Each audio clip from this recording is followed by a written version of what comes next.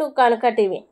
కాంగ్రెస్ బాకీ కార్డు ప్రజలకి పంపిణీ చేసి వివరించిన బీఆర్ఎస్ నాయకులు. జూబ్లీహిల్స్ ఉప ఎన్నికల ప్రచారం సందర్భంగా బీఆర్ఎస్ నాయకులు గడప గడపకి వెళ్లి ప్రచారం నిర్వహించారు. యూసఫ్గూడ డివిజన్, వెంకటగిరి, కృష్ణానగర్, ఎల్ఎన్ నగర్లోని టీఆర్ఎస్ పార్టీ చేసిన అభివృద్ధి పనులు, సంక్షేమ పథకాల గురించి ప్రజలతో కలిసి వివరించడం జరిగింది. మరియు కాంగ్రెస్ బాకీ కార్డులు ప్రజలకి అందజేశారు. బీఆర్ఎస్ అభ్యర్థి మాగంటి సునీతని భారీ మెజార్టీతో గెలిపించాలని కోరారు.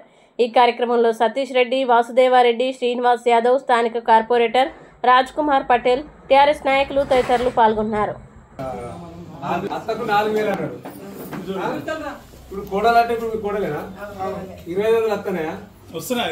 నీకు 4,000 వస్తానయా? ఏమత్తలేవు కదా.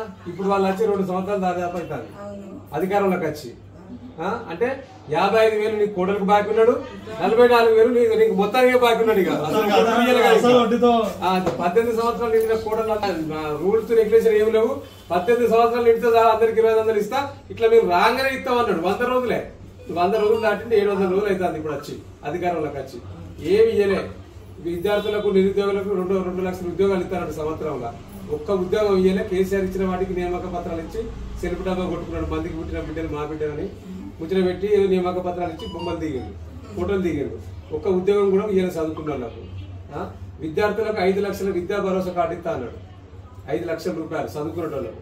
అది ఇయ్యలేదు, ఏమి ఇయ్యలేదు. ఇప్పుడు మళ్ళీ మన జూబ్లీహిల్స్ లో బై ఎలక్షన్ వచ్చినాయి. మాగంటి గోపినాథ్ గారిని మీరు 5 సంవత్సరాల కోసం ఎన్నుకున్నారు. ఇప్పుడు 2 సంవత్సరాలు పాపం అనుకోకుండా ఇది గోపినాథ్ సీటు కాబట్టి మీరు నిలబడ్డది.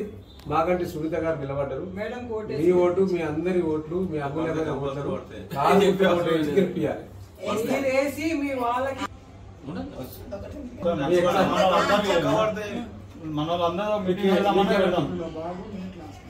మొత్తం